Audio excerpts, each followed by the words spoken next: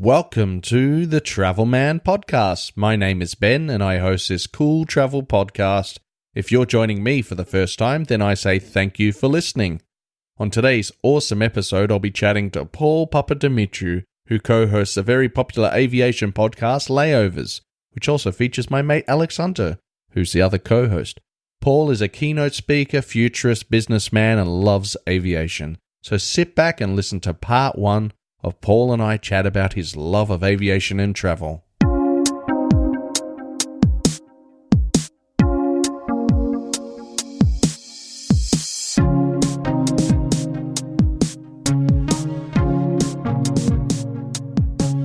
Hey Paul, thanks for joining me on the podcast, or is it Jason Stratham?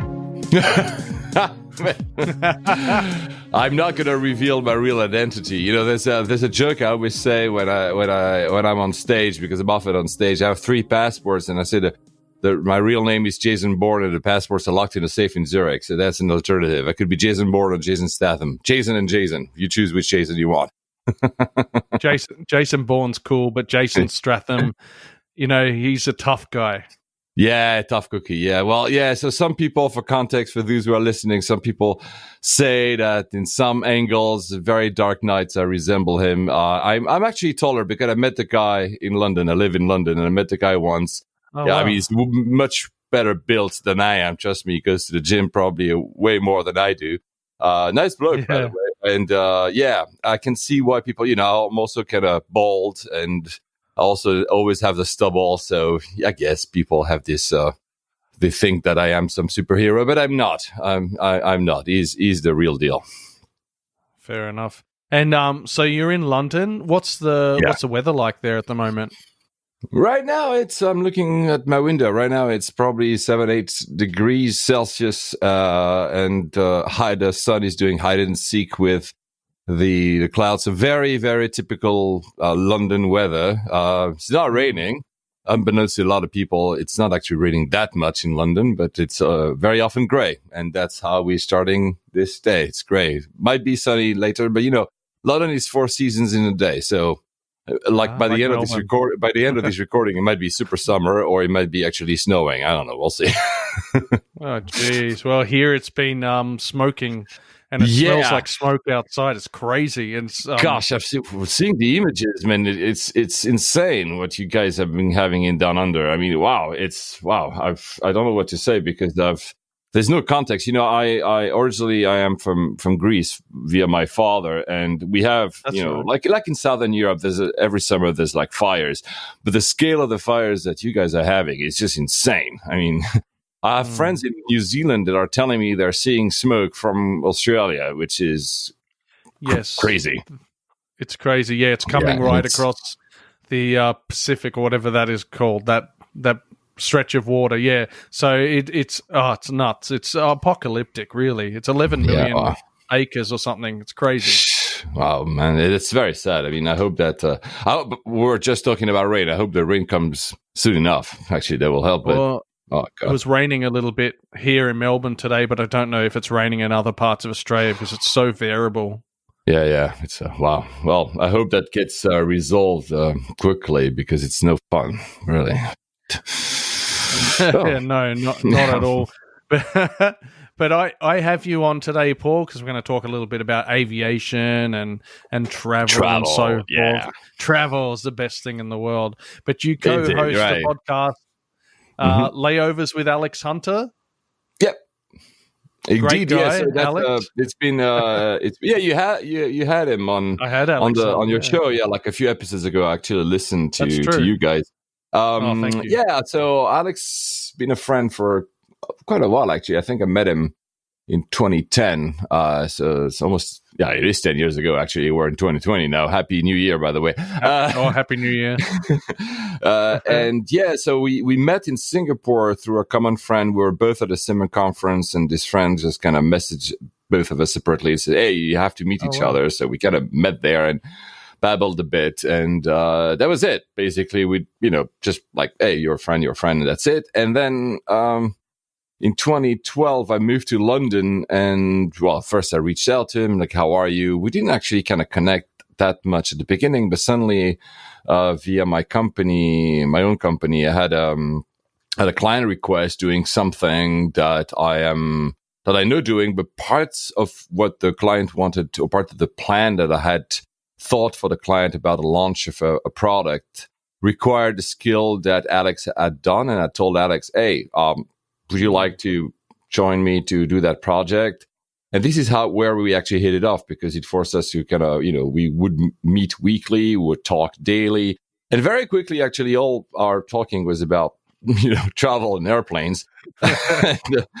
and at some point, I was already doing a podcast. And at some point, I told him, hey, don't you want just buy a microphone and we'll do the same thing we do every day. And we'll just have a microphone in front of us. And this is how Layovers started like 5 years ago now. And it's been quite successful, actually. So, yeah, that's been quite a fun ride. It's a pure hobby, but it's a very niche AV geek. So pure nerds and geeks in aviation, talking about airliners, the commercial aviation. And we have like a very dedicated fan base now, which is very strange. I never had a fan base before, so it's pretty fun. Yeah. Yeah. Do you know? Do you have somewhere where you go to check how many listens and how many subscribers you have and so forth? Yes, we so yeah, I've used like a variety of tools. Obviously, the learning curve of that podcast was great, because I had, like I said, I had a podcast before, which was more a video podcast. So we were using a lot of YouTube and stuff, and totally different, was more of the technology and everything. And that one actually kind of forced me to look into all these things 5 years ago, like the quality of the sound, the quality of the distribution, and the statistics. And yeah, so we have kind of hard, because, these numbers are always I think we probably have 30,000 at least people tuning in. Which is not, we're not like Joe Rogan, but it's still that's still nice. Massive, though. And I can clearly see, since I handle most of the comms, I can clearly see also the number, because I'm getting like an unimaginable number of messages and tweets and Facebook messages and emails, and because every time we talk about something, either because we were wrong, because it happens, or because people have opinions about what we said about an airline, an airport, or a news story, I get like so much feedback to the point that it's becoming impossible. We tend to, because I love to do that, we tend to always shout out to people live. So every time somebody writes us something, it says something interesting, we would actually quote him or her on the show. But now it's just overwhelming, and I just cannot keep. It's not a professional thing; it's really a hobby that we having, and so I have to kind of weave that in my job, and lots of people are listening, and it keeps increasing actually, which is in Australia, because here in Australia is one of the biggest and most ardent fan base. Actually, the Australians love their airplanes. Oh yeah, man, and they all complain because we don't go enough to Australia. I mean, I think Alex, I don't know if he's ever been to Australia. Probably he has, because he's traveled. He's a very traveled man like I am, but I have, I've been I was 25 years ago in Australia for a few months. I lived in Australia, actually, in Sydney and Melbourne. And I only went back 24 years later. So that's 2018. I went to Melbourne for 2.5 days, which is insane with the amount of flights to go there for work. And man, that city is amazing. I love Melbourne. Even 25 years ago, Melbourne was my favorite of the two.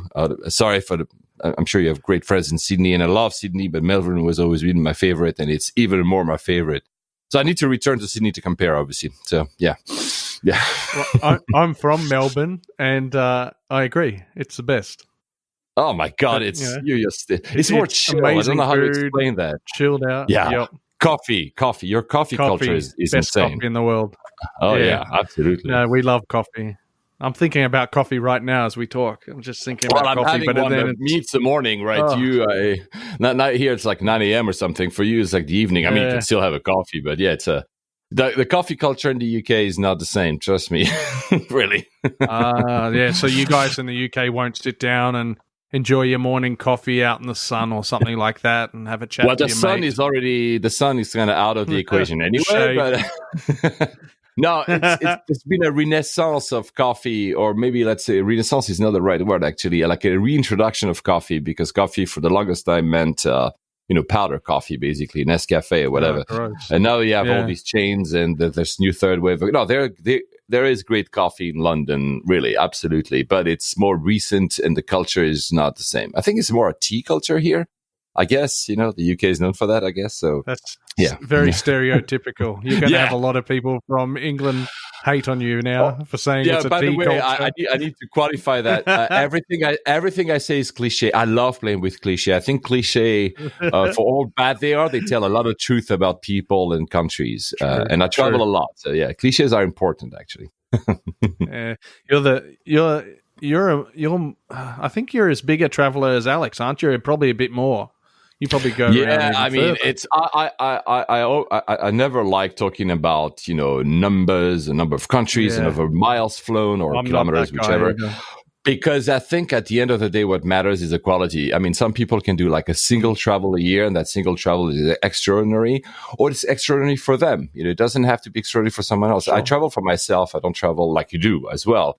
You don't need to travel for other people. But it's true if you ask me the question, because we talk about that between Alex and I, but I never mentioned the numbers on the show, on Layovers. I do travel more than him. Does that mean that I travel better? No. But yeah, it's just work takes me to places, especially since I used to live in Asia. I have a big client base in Asia. So traveling from the UK to Asia, it's always long haul flights. So that adds up and adds up and adds up. So yeah, I do travel quite a bit. Yeah. Like, quite a lot. Really. Yeah. Too much. Actually, I've been in the last 2 years, I've been reducing 10% year on year on purpose, because it's really too much. It's the environment a bit, honestly. I feel that guilt in the back of my head saying, hey, well, I'm all of these flights. I mean, I plant trees like we do, but trees are one thing and the actual impact is another. And also because, quality of life, I like this kind of balance. I want to travel better, basically. That's fair enough. Traveling is great. I mean, if anyone's wondering, leave the place that you live. If you've never left it in your life, just walk out your front door and go 100 kilometers down the road. I guess. Yeah. I mean, if that's all you can do, that's still something, isn't it? Just getting out. Yeah, discover other things.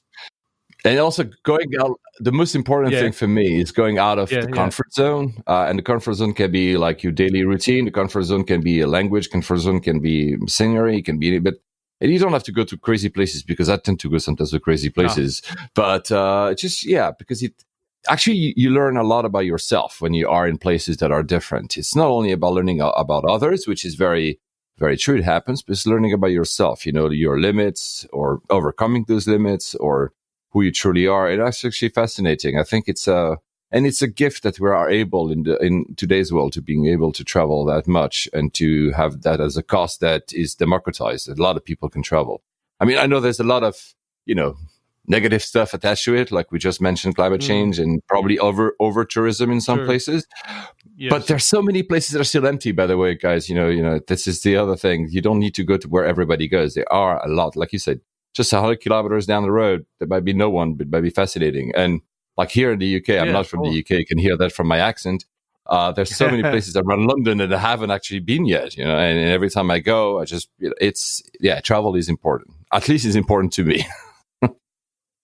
Absolutely. And when you're traveling too, try and find yourself a forest, because I heard a good brain, body, soul reset is if you're walking through a forest. It's really, really good for you. Oh, really? Oh, man, I need to do that more. I'm a city guy, so I'm a typical city guy. Also because most of my travels are triggered by work. So I, of course, meet clients in cities, and I bake around those destinations. I bake some personal stuff. I'm a heavy photographer. I always have a camera or two with me. So, but because I'm in a city, I usually kind of delve into cities. But so I need to do forests more. Maybe, I will do that. That's a resolution for 2020. Thanks, Ben. No worries, mate. Yeah, just walk through a few forests. It will be good for you, because it's actually good for everyone. Everyone should walk through a forest in their life. Actually, more than once. They should walk through a forest as much as they can. There you go. Well, I'll do that. There you go. I promise you. You know, and talking about forests, so you're Swiss, you're Greek, and you're Finnish, and all those three countries have forests, beautiful forests. You know, at the start when I started listening to Layovers, I thought you were French Greek because obviously the surname, and I thought, oh, that accent, it sounds French. There's a little bit of truth to that because I was born in Geneva, which is the French part of Switzerland. So Switzerland has four, but let's say three main languages, and French is the second biggest. It's about 25% of the country.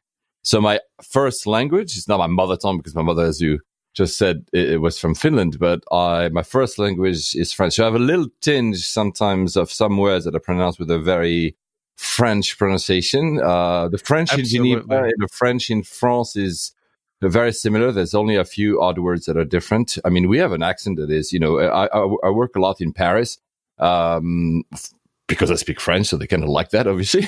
And every time I switch to French, they're like, "Oh, you're Swiss." I'm like, "Yeah, fine." I mean, my accent is not as heavy as some other parts of Switzerland when I speak French, but there is. So yeah, you're right. You spotted it well. Actually, on the show on Layovers, some of the words I would say them. Some of the French were like I say Air France. I don't say Air France or something, right? Yeah, exactly. People are like, "Oh, no, this guy must either know French or is French or yeah." So it throws people off because I've like you said, last name is Papadimitriou. That's heavily Greek. And so I kind of, which is why coming back to cliches earlier, I like to kind of throw people off having multiple passwords and multiple languages because I speak others and I can switch pretty easily, thank God. And so people are kind of always thrown off, like, where are you actually from? And that's a long answer, man. But so, yeah, but you're right. So you well spotted, but I think you speak French as well, don't you? Yeah, I'm half French, half Australian as well. So, there you go. I was going to speak a little bit of French, but I'll probably stuff it up because my French isn't that great being stuck here in Australia. So I don't talk it much. Les podcasts, maintenant, eh? Oh, no. Les podcasts, exact. Really terrible. Parlez français, maintenant, d'accord? Fantastic. Oh, merde. Okay, merde. You nailed it. I just said, thank you, merci beaucoup. Je t'en prie. You've called champignon.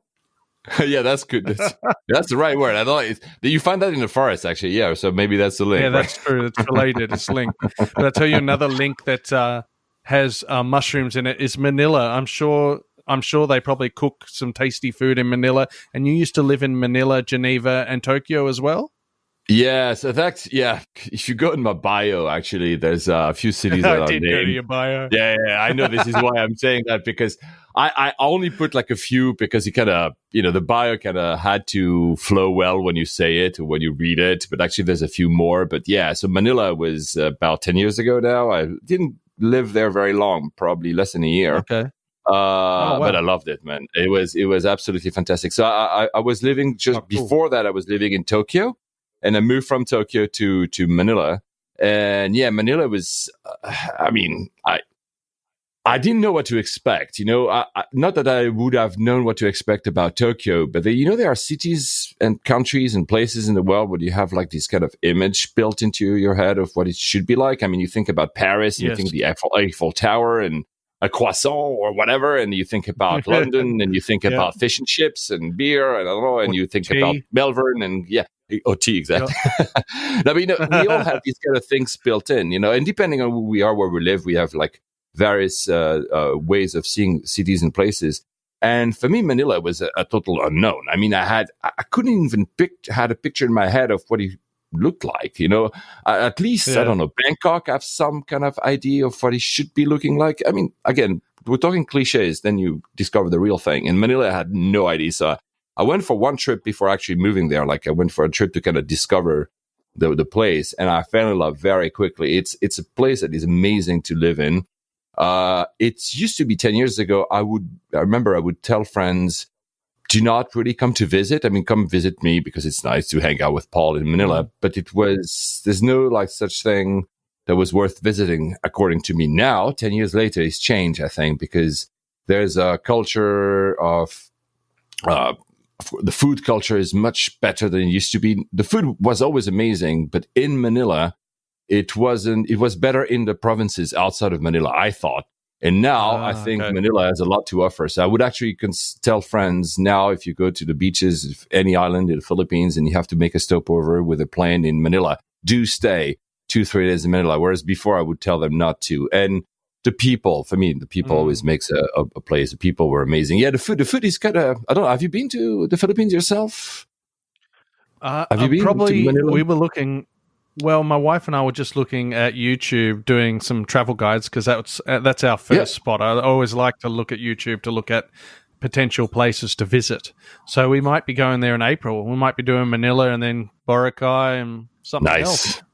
Yeah, I'll give you some tips. So I'll give you some tips. Yeah, it's so the food culture is very different from the rest of Asia due to the influence of course, the colonizers, like the Spanish especially. So you have a different food culture that you'd have in the rest of Southeast Asia. I mean, all Southeast Asian countries have their own.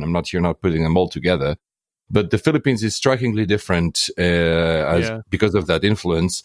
So it's very interesting. They have very good food. It's usually kind of heavy, but I like heavy food. Like it's very comforty. It's very homey. It's fantastic. It's it's a fantastic country. I always recommend people to go. The reason that for years I think people didn't go.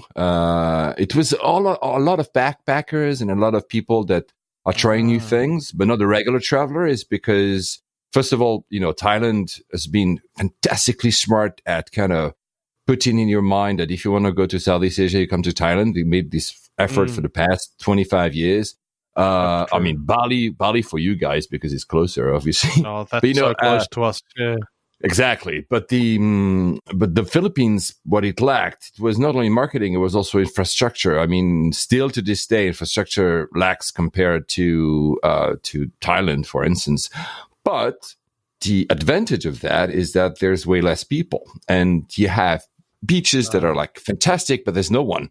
I think there's locals and you're alone or like very few other tourists. And in that sense, it's freaking amazing. And obviously then in the past few years, there's been like, who was it? Like, I think Brad Pitt and Angelina Jolie did their holidays there in Palawan or something like 10 years ago when they were still together or something. And suddenly people were like, right. There's a country that looks cool. And that became kind of the thing. So I'll give you tips. And or anyone listening wants tips. I'm sure that some people know it much better than I do, but it's a fantastic place to go. It's cheap. People are nice and it's easy. I was just talking about getting a little bit out of your comfort zone. You are, but at the same time, English is so prevalent that it's very easy. It's not a hard destination. Okay, and Manila's safe? Because that's the reason why I never wanted to go there, because I thought it was really unsafe. No, it's not. I mean, I do travel in unsafe. Depends, the definition of unsafe is obviously very personal again. I mean, unless, we're talking about some very, very tough place. I wouldn't go to Caracas now, for instance, but, it's really safe. I mean, the usual caveats, places that are, you might get robbed if you go to a super far in the night alone in the outskirts of a city, but that happens in London, for crying out loud. This is not specific to Manila or anything. No, it's very safe, and the people are very, very nice. If there's and that's probably the most important thing to me. What I define as being safe, in general, I'm not talking here about what we just said, is whether or not violence is involved, as in, if somebody tries to steal in a bar $10 out of my pocket, I'll be pissed because I lost $10. Or, I never carry a wallet when I'm traveling. I always carry directly cash in my pockets. I'd be pissed, but at the end of the day, I just lost cash, right? Whereas I remember being working in Brazil. It was that period of time in Brazil when the economy was picking up again. So we're talking also like 2011 or something, and 2012 probably. So it was getting safer, but they would still tell you that local friends would tell me in Rio or Sao Paulo, they would tell me, some areas do not go. It's not that people are inherently violent, is people are on heavy drugs.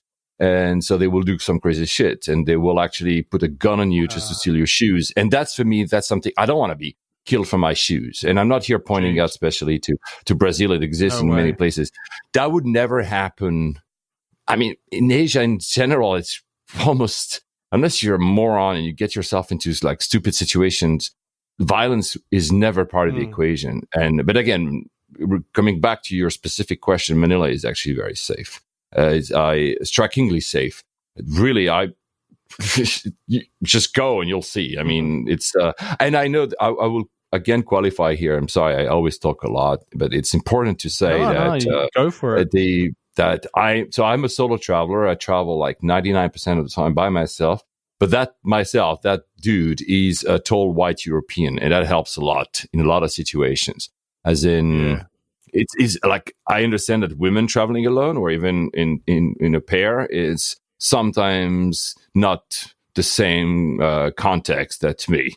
I got into stupid situations, stupid because I always wander outside of my comfort zone, and I'm not saying, and I'm stupid probably as well. And I got out of them because I basically BS'd my way out of them, and I'm tall and I'm, smiling, and so I can play with that. Well, trust me, I don't fight as good as he does, I'm sure. I mean, I tend to avoid fights, first of all, but yeah, so meaning it depends, but no, it's safe. I mean, honestly, I've been to more places that are considered less safe than this, which are still to me safe. Really, the unsafe places exist, and I've been to some, but they're not as prevalent as we think. Again, but you know what? This is what you said at the very start. You said, people, you should travel. If you never travel, maybe the first time you travel, and I'm not saying that with any condescension, the first time you travel and you're 30, because that still happens, well, yeah, that first time you might be like anxious about a lot of stuff. Whereas if you started traveling when you're a kid, well, then obviously, you get used to it, and maybe your level of acceptance is different. Yeah, absolutely. Probably you and I both started traveling when we were kids, so we can really go anywhere. Yeah. And it feels okay, Yeah, absolutely. But definitely, if it's your first time, you're going to feel a little bit anxious. Wherever you go, you'll probably look at the bad things instead of the good things. But, with Manila, just keeping on talking about Manila for a second, that's apparently got really good museums. Yeah, it has. I visited some, and that's the other thing that also is better, that they made efforts in renovating, refurbishing. There are some private museums as well. When I say private, they're not publicly accessible, but they are financed by private people.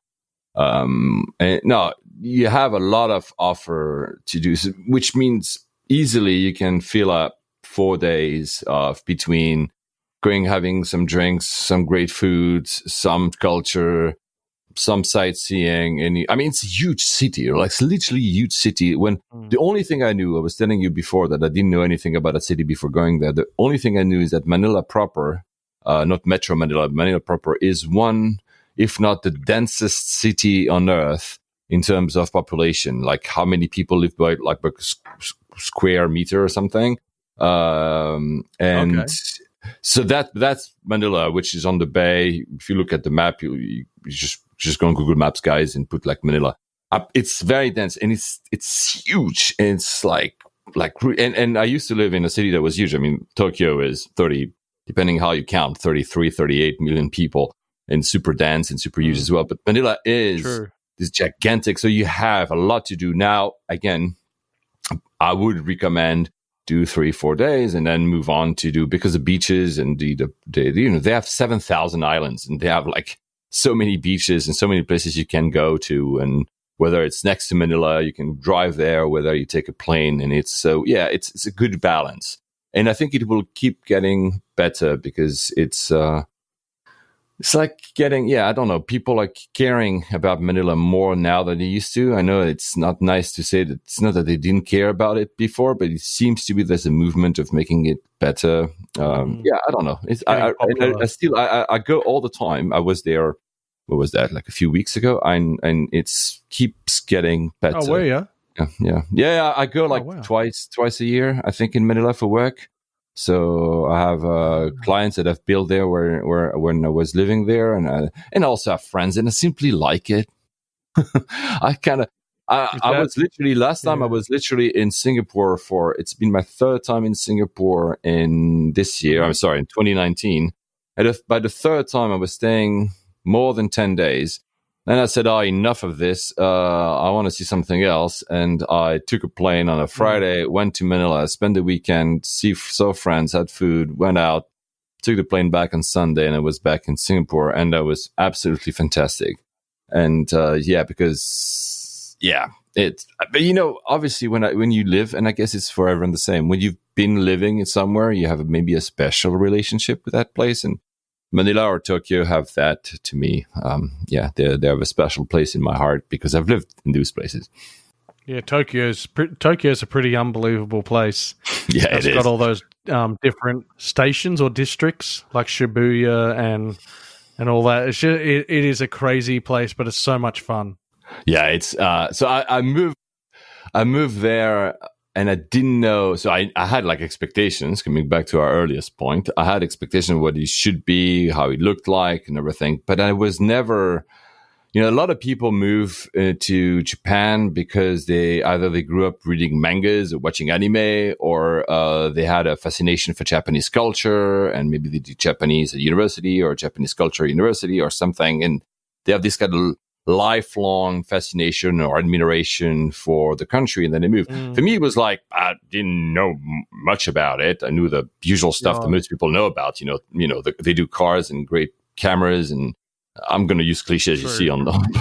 And I moved there, and I think it's one of these places where I moved, and literally 12 to 24 hours after I landed, I'm like, this is my place. I kind of knew this was the place for me because of my personality. I'm not saying that applies to everyone, but for me, it was my place, and I fell in love so hard with it. There's a lot of stuff once you live for a while that you realize that, once you go out, it's like a relationship. Once you go out of the honeymoon period where everything is fantastic, then you realize that some stuff doesn't work, but it applies to every city and every country in the world. And I still have to this day, it has a special place in my heart for me. And it's huge. I used to live in Shinjuku myself, which is the station there. Shinjuku Station is it's one of the, if not the biggest in the world. I think it carries every day between 3 to 4 million passengers a day. And I'm come from Switzerland. Switzerland has like 8 million people all in all. So every 2 days is an entire Switzerland passing by this station. So the proportions are insane. And it's peace and quiet while being super dense at the same time. There's something very special about the city. Actually, that's the first time Alex, we were talking about Alex went there, it was through me, with me.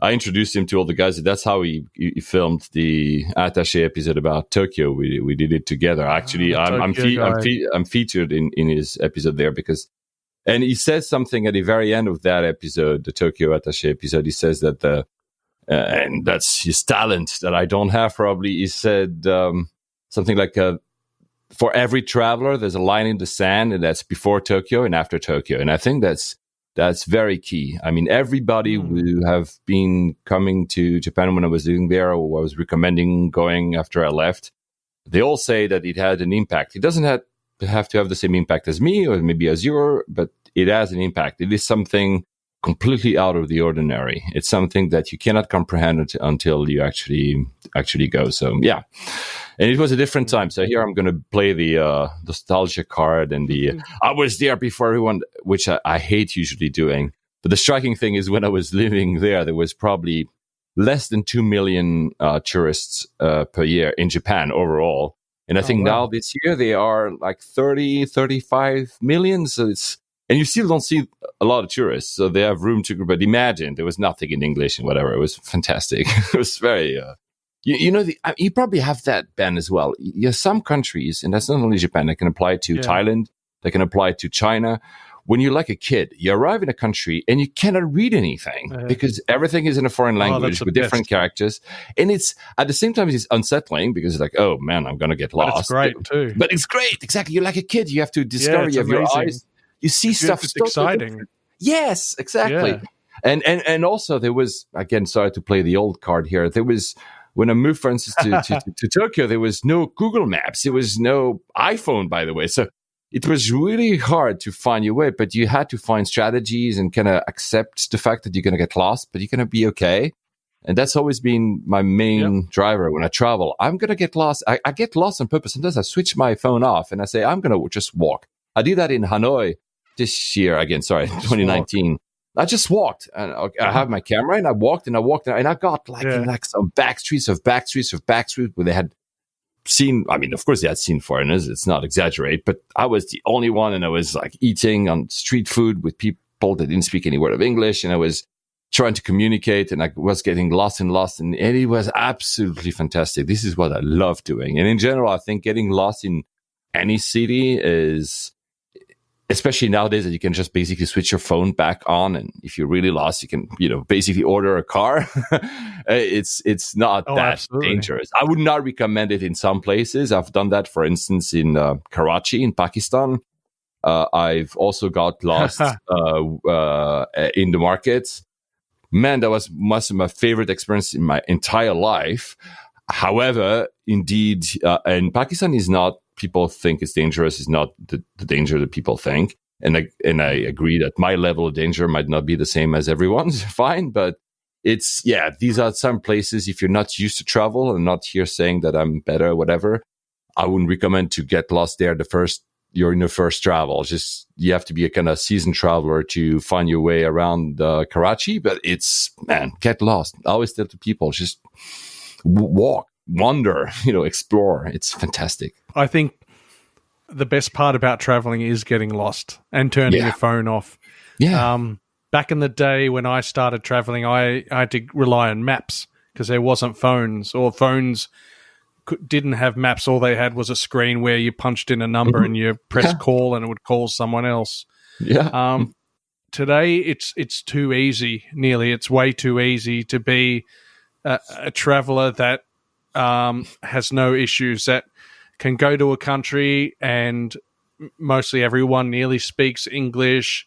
You don't have to try as hard. But back in the day, say late 90s, early 2000s, and before all those times, you did have to rely on yourself, your direction, your internal compass, as well as a map. If you could print a map off or get a guidebook, which I still have plenty of those, and they still come with me on holidays, but I tend to not bring them out because I've got the phone, which is really sad, actually. I think it's a discipline. I think it's almost a discipline, meaning you have to be okay to say, I'm going to either switch the phone off or not use the phone, and also try to every era has its own way of travels. I mean, probably my father, when he came to Switzerland in the 50s, his way of travels, there was no EasyJet or like low cost travel. There was no, like, of course, communication devices or whatever. So every single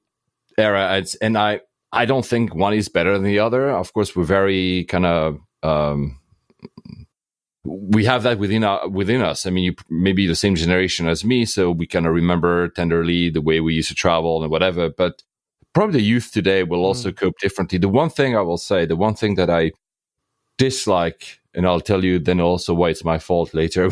the one thing I tend to dislike with, it's not people having the phone, because that's actually, why not? Because you can actually find your way and you get lost. Maybe you can even get lost further because you say, oh, my level of discomfort can actually be enhanced. I can walk further because I know that at some point I can switch the phone back on or look at the phone, and that's fine for me. The one thing that I don't, and now I'm going to be judgmental, it's this drive that everybody wants to go to the Instagram ready spots, like everybody goes to the same places. And I'm saying it's fine, go to this place, because some of the very touristy stuff, the cliche stuff, are probably worth being seen.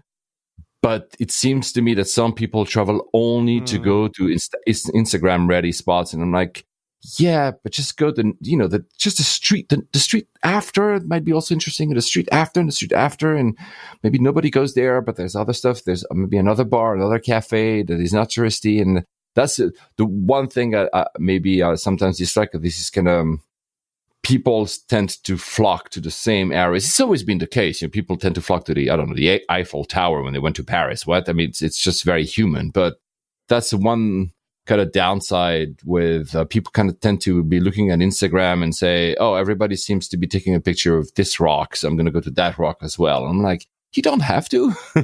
It's why? Because you need like a proof of life that you've been in front of that rock. I'm not entirely sure. I say it's my fault because since you talk about the late 90s, so I'm a startup guy originally, though my company currently is more consulting, so it's not a startup.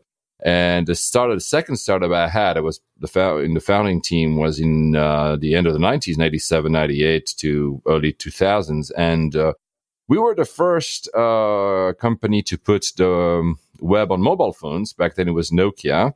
Nokia was one of the biggest partners. And believe it or not, one of our use cases, one of the products we did for free for the public was travel guides. So the reason that people started it was us. I mean, we're at fault. No, but I mean, it would have come anyway. We're not pioneers or whatever. I mean, we probably were a little bit, but nobody was using internet on mobile phones, so the startup was not big. But yeah, it's my fault that people are looking at their phones. Damn you, Paul. Oh, well, doesn't matter, mate. Doesn't matter. It's just the way life is now. I just remember having a lot more fun traveling in the early 2000s, or late 90s, although I still enjoy traveling now. It's just so much easier. I wish it was a little bit harder because I kind of enjoy being lost. Yeah, no, I do agree. But at the same time, you can put the point in it. I mentioned like a minute ago that my father came to Switzerland in 1951. There was after the Second World War, there was a civil war in Greece, so he left to come to Switzerland to study. And in order to call his parents or to see his parents, I think seeing his parents, it was a trip by train through back then Eastern Europe, which was under Soviet rule. It was like a 48 hours trip, at least with the train, and calling was so expensive that he could call his parents only once every 2 months. So at the same time, I'm also very happy that technology allows people to, like what we're doing right now, like I can do a podcast with you from across the world, or reconnect with families, or so there's always, it's give and take, it's people always find a way. And as long as they travel sanely, as long as they enjoy it, I'm fine. And, you and me might have, it seems, a very similar way of traveling, but we do not hold the truth. I mean, some other people will have different ways of traveling, and they're all as well. They're valid as well. It's fine as long as people travel. Even if it's going to Bali, and I know that you guys in Australia love Bali, and I understand why.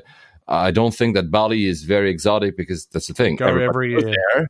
But even if you go to Bali, at least you're going out of your comfort zone a little bit. And then the next time, maybe go further, somewhere. Go to Jakarta even. It's a messy city, but it can be super fun. The street food culture in Jakarta is amazing, by the way.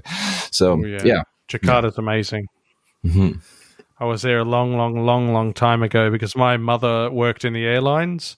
And Alex and I reckon that his dad and my mum knew each other. Oh, cool. So Cathay Pacific. They both worked for Cathay Pacific for a long time. Nice. Yeah, so we're both got families that are in the aviation industry. No wonder I like traveling. Yeah, for me, it's funny because for me, it's totally not the case. When we started doing the podcast with Alex, so I had the idea, told him, let's do that. And we kind of set a foundation and whatever. I literally have no one in my family that ever worked in travel. My father was a doctor. My mother was an entrepreneur. And also a housewife. And my brother is a biochemist. And so I'm literally, this is why I have a very different approach when we talk, coming back to for a second about the podcast. For me, my approach is really not the naive or candid, is like looking at the experience, because that's what I do as a job, is like, what is it to fly? What is it? How do you understand flying? How do normal people understand this industry? But I don't have this history that you guys have. I really, it's just, it's funny to talk to guys like you, because you have this kind of stories from your parents or family about, and I'm always like in awe, like listening to, like my mom just, I was like, this is fantastic. I love that kind of stuff, really.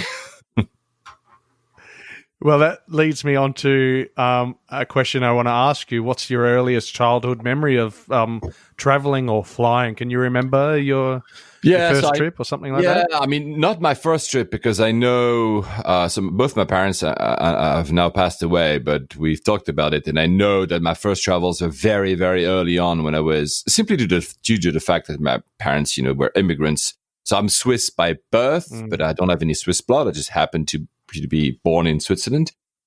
So we are going to Greece or to Finland by plane. I even know that one of my first, if not my first flight as a toddler. So I was, in the cart, and I was in first class, and never again I flew first class until I was like in my 40s or something.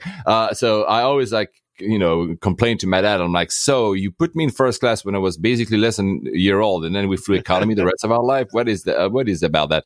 Anyway, no, but my first memory, my first actual memory, it's kind of blurry, how these childhood memories can be, is entering a 747 in the US in the summer of 1980.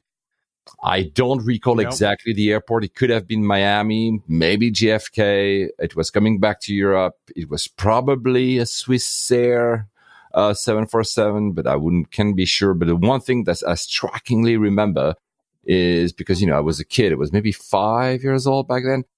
It was walking, just to the aisle, going to my seat, to our seat as a family in the back of the plane. My parents were smokers, so smokers were at the back in economy. Oh, I was going to say that, brushing past smoke. Exactly.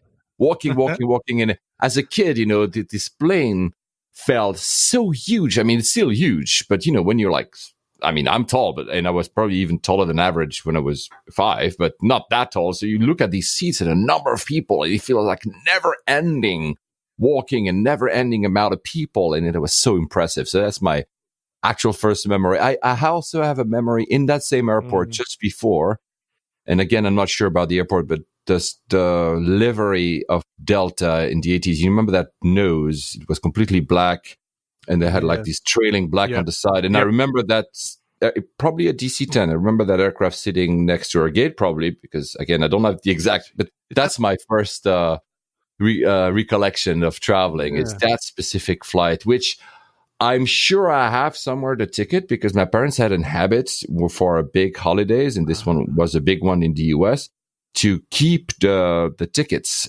paper tickets back then. Oh, that's good memory. And it must be because my brother has all the albums, the family albums, and I'm pretty sure that if I look it up, I must have the ticket of that. And I will tell you in our next podcast if it was actually a Swiss Air, but I know it was a 747. So there you go. I have a similar memory of boarding a 747 when I was maybe about the same age or a bit younger, in the early 80s as well. And probably about the same age too. And I just remember the smoke-filled cabins. Oh my God. The seats had a smell to them.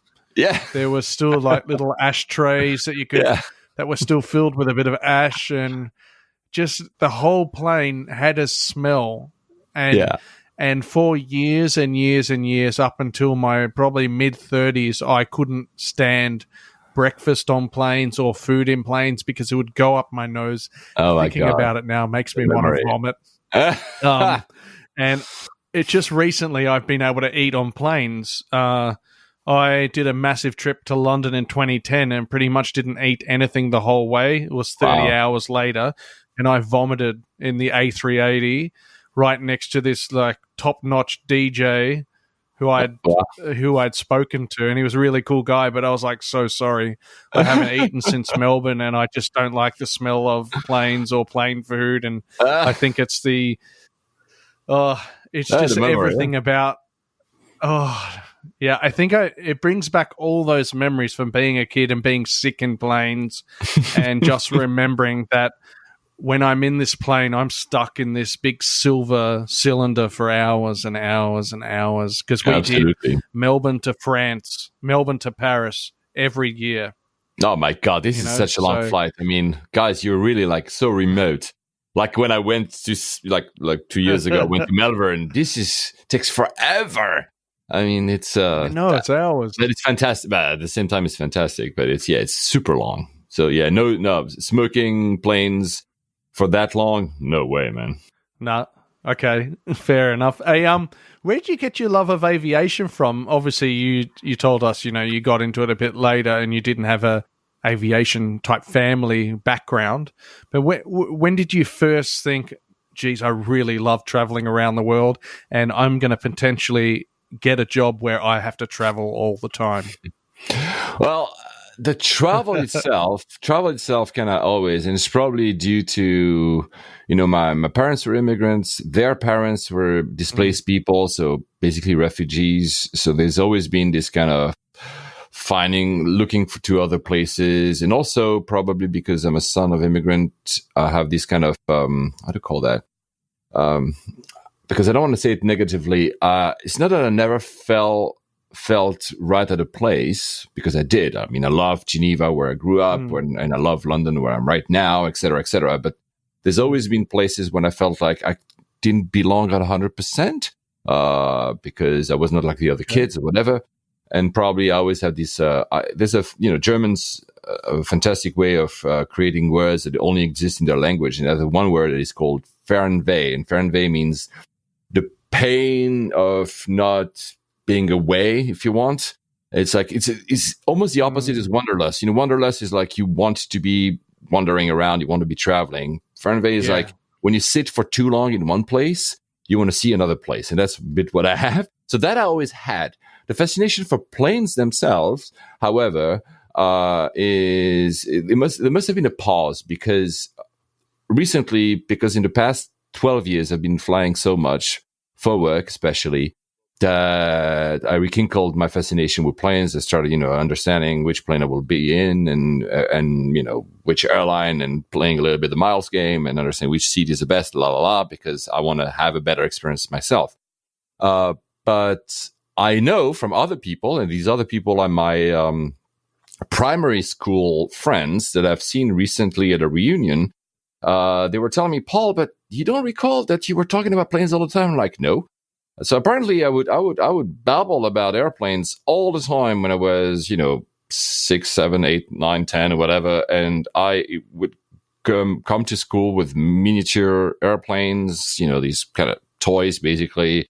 And I would ramble on about planes, and I have like kind of sketchy memory about that, but apparently it's always been somewhere. It's just that probably in between that and the most recent part of my life, I was traveling, but I didn't really maybe care about airplanes. I loved, the usual stuff. For me, the 747 is a plane that is so strikingly different and so, it's so beautiful that I love. I always loved the feeling of entering any wide body, so 2AL, because it meant I'm going to travel far. And this, like, I'm not just going to go travel next door. I'm going to go super far, which I'm sure for you, because you live in Australia, most of them are far. But in Europe, I can go to Paris in an hour. I can go to Geneva in an hour and 20 minutes. I can go to Rome in 2 hours, and I go to Athens in 3. So these kind of planes are usually kind of smaller. So entering a big, large aircraft for me was always something that I know I love. The specificity of talking about planes is mostly 10, 15 years now, and of course this is why we have the podcast, and which we didn't realize that many people actually love talking about planes. Now I know. And but yeah, apparently I was obsessed with planes when I was a kid as well, so it probably has been with me all along. Probably my father was also like, he loved traveling, so probably can give me that bug, I guess. Did you collect any die-cast model planes? Those, because I used to have them as a young kid. I collected all the little model planes. They were metal. They had the little landing gear. They had the liveries on the side. I had a few. I know that I had a few, and for shame, I don't have them anymore because, of course, first of all, I moved. Yeah. But nowadays, I kind of wish I had them. But, you get, I don't know, you grow older and then you move, change places. Like, people realize now, listen, I've changed many, many times places, more than the ones we mentioned. And, I ended up wanting to travel light in a way, so I didn't keep them. But yeah, these are fantastic. And every time I'm in a in an airport or sometimes in a lounge, and they feature the bigger ones, not the ones I had as a kid, but I see these miniature aircraft. The bigger model ones. Yeah, I look at them. I'm like, I wish I had all of them in my office. But then again, no, I won't but it's fantastic. And I think kids to this day, when they look at a plane like this, like their eyes sparkle. I love it. I have an A380 model. It's about 30 centimeters long, by 30 centimeters wide. It's massive. Well, a few of them take a picture of it and put it on Instagram. Yes, you should. A few of them that I have, I always give them to Alex because, yes, kids, and I know that one of his kids loves those. So every time I get one that he might not have, I gift them to him because I think it makes a better value for his kids than they are for me. You're a good man. And do you have a favorite plane? A favorite plane? Oh, well, of course, the 747, like I mentioned, will always try. Currently, the one I really love flying is Airbus 350.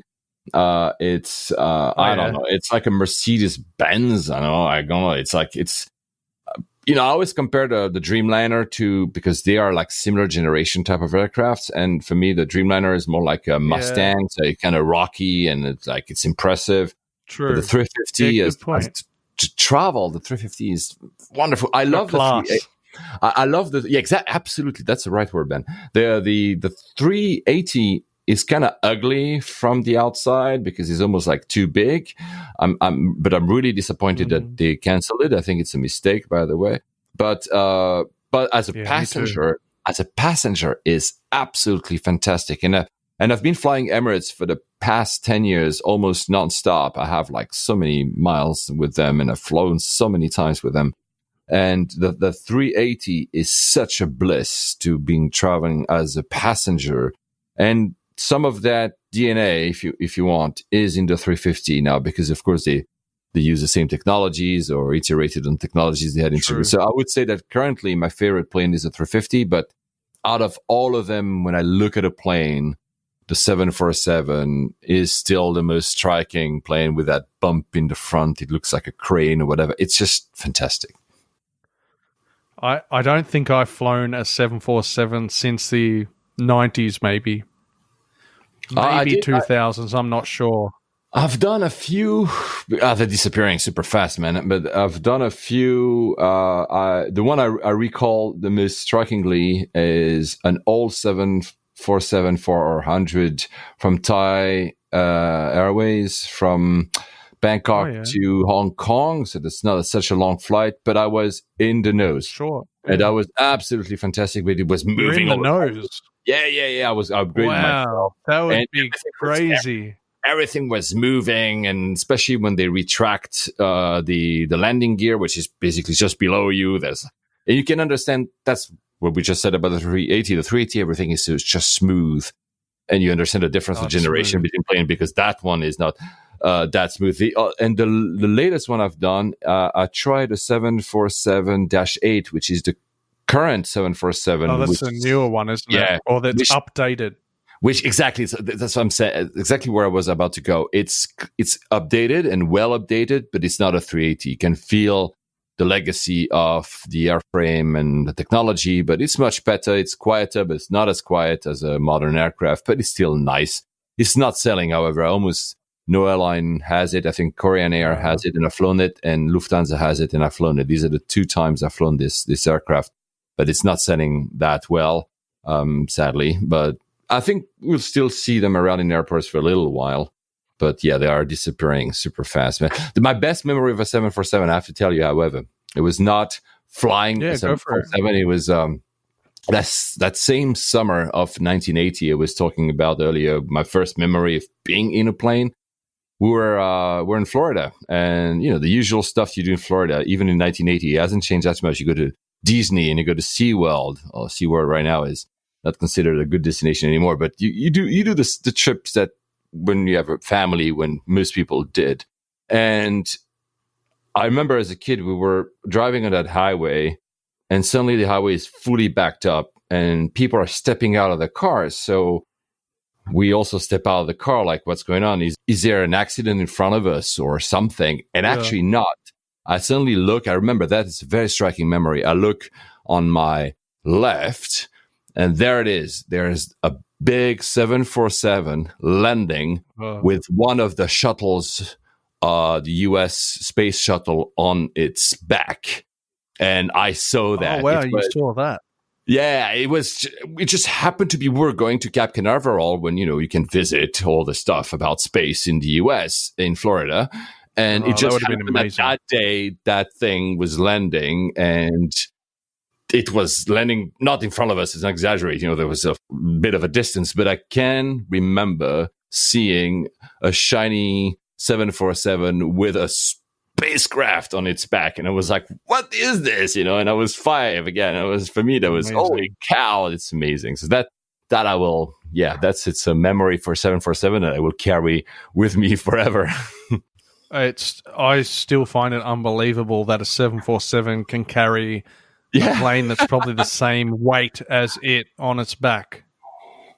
Unbelievable. It's insane, yeah. What a workhorse of a plane. Oh, yeah.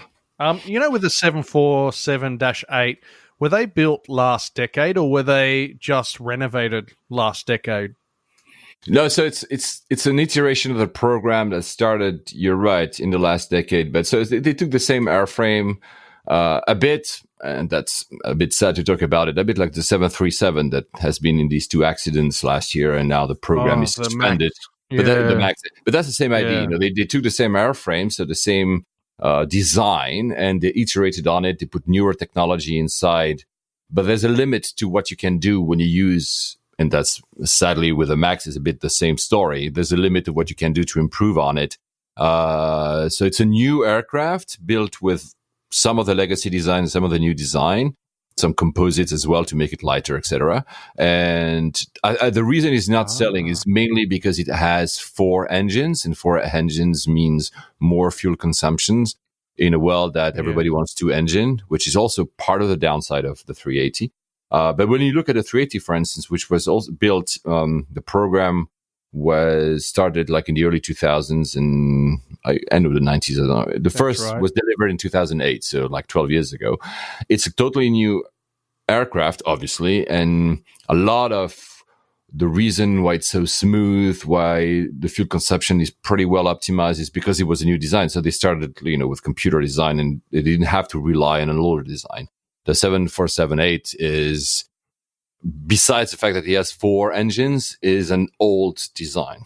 A striking one in terms of pure design. I love it as watching it, but it's probably one of the reasons it doesn't work. However, we should note that the 747 will still see it for a very long while, because the cargo version of it, the freighter version, will live on. It's a highly popular aircraft to carry, DHL and FedEx and all these carriers around the world. If you use any of the apps to track aircrafts, like Plane Finder, Flight Radar 24, all these guys. If you look during the night when there's like less aircrafts traveling above, for instance, Australia or Europe or the US, you'll see a lot of 747s, because they're just carry, cargo. So they carry, boxes and parcels and envelopes and containers, and this, for that, the 747 is still a workhorse. And for that reason alone, thank God, we'll still see at least the shape very often in airports. Okay. No, that's fair enough. Yeah. The 747 is quite the plane. That's obviously why they wanted to renovate it and continue it a little bit. But do you want to know my favorite plane? Go ahead. Sorry. Go ahead. Yeah, please. Okay. No, that's okay. It's a DC-10. Well, yeah, it's striking, man. Yeah. With the 3 engines. Yeah, I just love that plane so much. Yeah, I understand. It's a striking plane as well. And we don't see them anymore. Yeah. It's the 3 engine thing is striking. Absolutely. I understand what. You remember the Delta I was telling you earlier about? That's exactly that. DC-10. It's 3 engine is something that is that creates fantastic. I reckon they stopped making it because I think having an engine in the tail fin's probably a bad idea. Look, at the end of the day, I don't know. At the end of the day, nowadays you can do everything with 2 engines, and it's just more efficient, and it's just fuel efficiency, weight efficiency. A lot of it just works. it had to be done. A lot of it had to do with regulations. So the regulator had to agree that, if one engine fails, what happens? When you have two, you have to have very good engines first so they don't fail. And they honestly don't fail anymore, almost never. And that the plane can fly with one single engine and land correctly. That was basically the it's called ETOPS. It's like the amount of time, especially over water, and the amount of time a plane can fly. And for you guys in Australia, it's very important because as soon as you leave the continent, there's only water around you. How long can a plane fly without? So if there's an issue with one of the engines, and that was a big bet, by the way. This is where Boeing is so admirable. When they built the 777, which is this huge plane with only two engines, they basically took a bet. By the time they were designing and starting the program, the authorities around the world hadn't agreed that such a big plane with only two engines could fly for ETOPS there's a number. It says ETOPS 180, for instance. It means 180 minutes away from the nearest airport. I'm simplifying, but that's basically the idea. So these kind of regulations meant that they had to convince a regulator that the engines were so good that they wouldn't fail. And even if one would fail, the airplane could actually still join a nearby airport without danger for the passengers. So that's the big bet that they took with the 777, and basically every single plane now, small, big, two engines, and that's the future. I think I don't think we'll ever see another 4-engine aircraft being designed because all the airlines, for cost reasons, they wanted 2-engine aircraft. And talking about engines that were blowing up. I'm going to be having Richard de Crespigny, I think it's something like Richard de. I can't say his name because it's a French surname. But he was the guy that flew the Qantas A380 from Singapore to Sydney with the QF. The 34, I think. The engine, 34. I think the engine that. Wow. Oh wow. Oh, wow. It ricocheted onto the other engine. Yeah. I'm reading his books at the moment, but he said, look, read my books first, then get me on the podcast, which is fair enough. Wow, I need to know fantastic. what I'm going to ask I'll listen to that. I will. Oh, wow. That's very cool. Yeah, these things still happen. So I'm going to try and get him on. The great thing about aviation is that it's people, the industry in general, learns very, very quickly from what happens. Even if there's actually, I work with IATA, which is the body that is. It's not my job. I'm consult for them if you want. It's the body which basically regulates all the standards, represents more than 90% of all the airlines in the world, based in Geneva, actually. Oh, wow. And these guys, I was talking to one of these guys, and the one fascinating thing that I learned, because again, I'm not from the aviation industry at start, and I'm more on the business marketing side of things and not the engineering side, clearly. The one thing that is fascinating is that because there's less and less accidents, it's becoming more tricky to learn about the mistakes. So for years, the industry, every time there was an accident, they would learn what happened and then they would correct it and they would correct it. And this is why it became so safe. And now what they do, they put a lot of sensors on the engines, on the planes, etc., to not learn about the accidents, but learn about from the incidents. So little things that you and me flying in the aircraft might not even see there was an incident. Well, we landed normally, whatever, but maybe the pilot would say, oh, there was something that didn't feel right at that point in time in the flight. Why is it? And they investigate and they learn even from the smaller bits. And this is why this industry is becoming so safe. And I know there's still accidents, but they're very, very rare. And this is why it's so safe, is because they learn everything. If only, car manufacturers kind of do the same thing, but not to the same extent, because of course the outcome is not, 400 people dying. It's like, but it's more risk with aviation. Yeah. And the risk, you can see that with the MAX, the risk is Boeing share price is down. It's a very dire situation for them. They'll survive it for sure, but it has an impact on all the airlines in the world that ordered that plane, because suddenly they have, they not only they bought the plane, ordered it, but also they kind of programmed the entire cycle of destinations and everything with that plane in mind. And now they have a gap and how they're going to compensate. And some airlines have to cut down on routes and etc. So they have to it's when an accident happened and it's rare, it ricochets to a lot of the industry, which we're seeing right now with that Max story. So it's a very safe, but besides safety, it's fascinating. And if you have a chance one day to talk to engineers in aviation, how they investigate in the back end, how they understand what happens after a small incident or evidently a crash, it's fascinating. I'll definitely be up my arm. Wait, that doesn't make any sense. Yeah, I would love to get an engineer on the podcast. Absolutely, yes, up my arm. Yeah, that makes a lot of sense, Ben. Well done, mate. With the 737... oh, crazy man. That's what happens after an hour. I just go weird. Yeah, but, with the 737 Maxes... Yeah. I think I read something in the paper or online in Australia that some Australian pilots said if we were flying those planes, that the two that crashed, we would have landed them. There would have been no issue. Look, so they believe that these guys weren't trained properly as well. It's the report, and then let's go back to traveling because it's not always fun to talk about that. Very specific, but the report on the Lion Air crash, one of the two, there was Ethiopian Lion Air, came out, and as with every single crash that happens, there's no such thing as a single cause. So in that instance, it's not only the fact that they had this compensation system software to compensate for the weight of the plane, et cetera, et cetera. It was a series of events, including the pilots.